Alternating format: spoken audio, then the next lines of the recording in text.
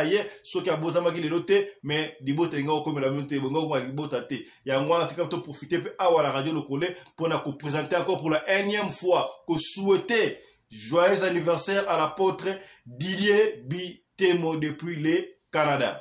To profiter la même occasion pour na ko pesa mbote na Doris Nurumbi. Moi si ya boya mbindo na kati ya Bundes okomi c'est que bien. Charlotte, Maman Charlotte Pigeon à Londres. Yé pena yebi kolamba.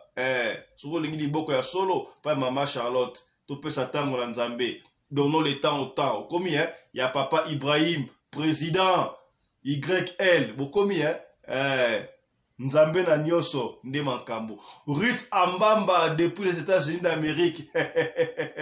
Ma petite va sokolaka 3 fois la journée. Ruth Ambamba. Okomi na 001. La boursanité talent d'Achid. Maman possible depuis les États-Unis d'Amérique.